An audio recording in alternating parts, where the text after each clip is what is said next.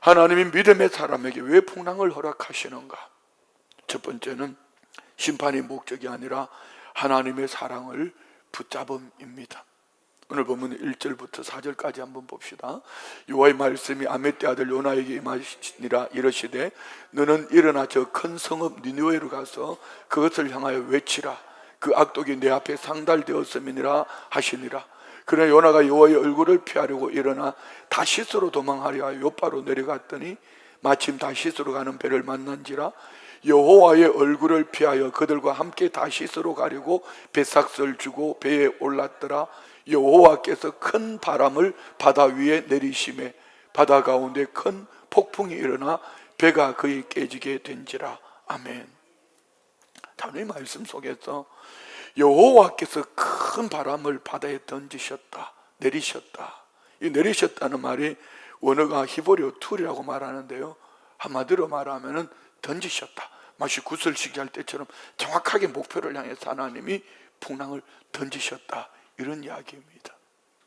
요나는 니느웨에 가서 복음을 전할 때 기쁨으로, 만족함으로 복음을 전한 것이 아니라 마지못해서 억지로 사흘 길을 가야 될 니느웨 성을 하루 길도 못 가서 외쳤는데 왕으로부터 짐승에 이르기까지 회개했다. 이 얘기는 요나에게 실력이 있었다, 요나의 능력이 아니라 하나님이 요나를 들어 순종하는 요나를 통한 니느웨 성 안에 회개의 바람을 불어주셨다는 것이지요. 그럼에도 불구하고 요나를 니느웨에 보내시는 이유는 뭡니까? 이는 하나님을 위해서도 니느웨를 위해서도 아닌 바로 요나를 위한 것이랍니다. 오늘 나의 삶의 환난, 역경, 마음에 들지 않는 상황이 펼쳐지지만 그 속에는 하나님의 사랑이 숨겨져 있다, 이런 말씀입니다. 하나님은 한치 오차도 없습니다. 실수가 없으신 분입니다. 나를 위해서라고 이렇게 우리는 믿어버려야 합니다.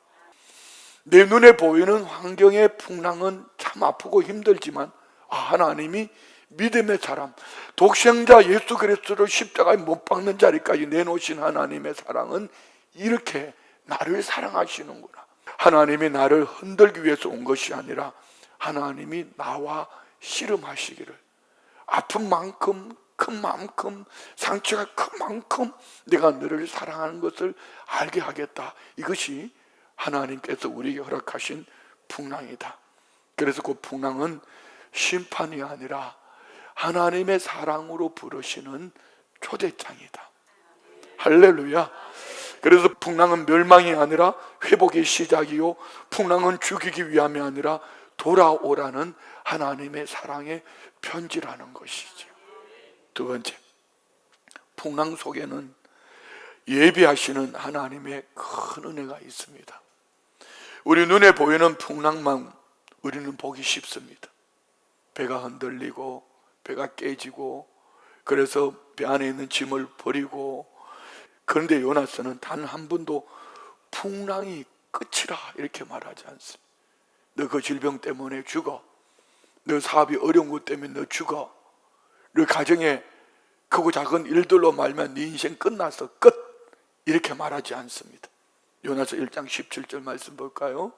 여호와께서 이미 큰 물고기를 예비하사 요나를 삼키게 하셨으므로 요나가 밤낮 3일을 물고기 배 속에 있으니라. 여호와께서 이미 큰 물고기를 예비하셨다. 이는 이미 풍랑보다 먼저, 요나보다 먼저, 문제보다 먼저 하나님은 여호와 일에 큰 물고기를 예비하시고 요나를 위하여 준비하셨다, 이런 얘기입니다. 요나가 풍랑 속에 던져졌을 때 삼켜버렸습니다. 요나는 물고기 뱃속에 며칠 있었죠? 사흘 밤낮을 있었다 했습니다. 그러면 여러분, 상식적으로 요나가 물고기 뱃속에 들어가서 3일 동안 있었으면 그는 위액이 나와서 소화가 돼버려야 됩니다. 다시 물고기가 토해냈을 때 요나는 이전에보다 더 좋은 영성으로 복음 들고 갑니다. 무슨 얘기죠? 물고기 뱃속에는 요나 한 사람만 던져진 것이 아니라 큰 풍랑 가운데 하나님은 물고기를 예비하시고 요나가 물고기 뱃속에 들어갈 때에 하나님이 함께 가셔서 요나를 지켜주셨다는 말씀입니다. 풍랑과 큰 물고기 사이에 숨어있는 하나님의 마음은 무엇인지 한번 따라합시다. 나는 너를 한 번도 버린 적이 없다. 하나님은 늘 나와 함께 하시는 임마누엘이다. 이런 말씀입니다. 자, 그러면 세 번째, 풍랑이 우리에게 요구하는 은혜는 무엇일까? 첫 번째는요, 깨어 일어나라. 사공들이 두려워하여 각각 자기의 신을 부르고 또 배를 가볍게 하려고 그 가운데 물건들을 바다에 던지니라.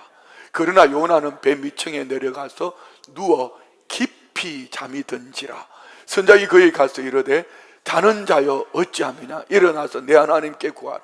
혹시 하나님이 우리를 생각하사 망하지 아니하게 하시리라 하니라. 요나는 풍랑이 치는데 배 밑창에 가서 자고 있습니다. 상상이 됩니까? 사공들은 두려워 떨고 있어요. 세상은 두려워 떨고 있는데 교회는 깊은 영적인 잠이 들었단 말이에요. 여러분 한번 잘 생각해 보십시오. 여러분은 어떠세요? 이는 단순한 육체의 잠이 아니라 영혼의 잠입니다. 영적 잠의 특징이 있습니다. 무감각입니다. 무감각. 하나님은 우리를 하나님의 사람이라고 말합니다. 너 하나님의 사람아. 우리 모두는 은혜 안에 살아야 합니다. 깨어 일어나야 할 사람이 깨어 일어나지 않고 영적인 잠을 자고 있으면 하나님은 풍랑을 보내십니다. 그리고 말합니다. 너 하나님의 사람아, 깨어 일어나라. 풍랑을 치면 하나님은 이렇게 말씀합니다. 일어나라. 너는 내게 와서 부르짖으라. 시편 50편 15절은 말씀합니다. 환난 날에 나를 부르라. 내가 너를 건지리니 네가 나를 용화롭게 하리라. 할렐루야. 자, 두 번째, 풍랑이 우리에게 요구하는 은혜는 무엇인가? 7절부터 10절까지 봅시다. 그들이 서로 이르되 자 우리가 제비를 뽑아 이 재앙이 누구로 말미암아 우리에게 임하였나 알아보자 하고 그 제비를 뽑으니 제비가 요나에게 뽑힌지라. 무리가 그에게 이르되 청하건대 이 재앙이 누구 때문에 우리에게 임하였는가 말하라. 내 생업이 무엇이며 내가 어디서 왔으며 내 나라가 어디며 어느 민족에 속하였냐 하니 그가 대답하되 나는 히브리 사람이요 바다와 육지를 지으신 하늘의 하나님 여호와를 경외하는 자로. 우연이라고 생각하십니까? 하나님은 정확하게 던지십니다. 그 사공들이 너 누구냐 묻습니다. 그때 요나는 정확하게 말합니다. 나는 히브리인이라고, 하나님을 경외하는 자라고. 누구의 남편, 누구의 아내, 누구의 아버지, 어디에 속한 사람, 이걸 말하지 않습니다. 나는 하나님을 경외하는 자라고 말합니다. 왜 하나님은 요나 앞에서 제비 뽑는 과정을 보여주셨을까요? 하나님 뭘 허락하신 것이죠? 뭘 원하시는 거죠? 이 풍랑은 나로 말미암아 온 것입니다. 내가 잘못했습니다라고 했으면 얼마나 좋았을까 싶은데 요나는 제비를 만들어 제비를 뽑고 자기가 드러날 때까지 꼭꼭 숨깁니다. 이 모습이 내 모습이고 우리의 모습일 수도 있습니다. 나는 누구인가? 나는 하나님을 경외하는 사람, 하나님을 두려워하며 공경하는 사람, 하나님의 자녀된 자로 하나님을 아빠 아버지라 부르짖는 영의 사람이라는 거 말입니다. 풍랑이 우리에게 요구하는 은혜는 무엇입니까? 그래서 우리는 나는 죽어야 산다. 죽고자 할 때 살 수 있다는 얘기입니다. 오늘 11절 12절 말씀 보십시오. 바다가 점점 흉한지라 무리가 그에게 이르되 우리가 너를 어떻게 하여야 바다가 우리를 위하여 잔잔하겠느냐 하니 그가 대답하되 크게 시작 나를 들어 바다에 던지라. 이 말 속에는요, 나 저 바다 속에 던져지면 우리는 결론을 보지만 요나는 하나님이 예비한 것이 있을 거야? 아닙니다. 내가 죽어야 너희들이 살아.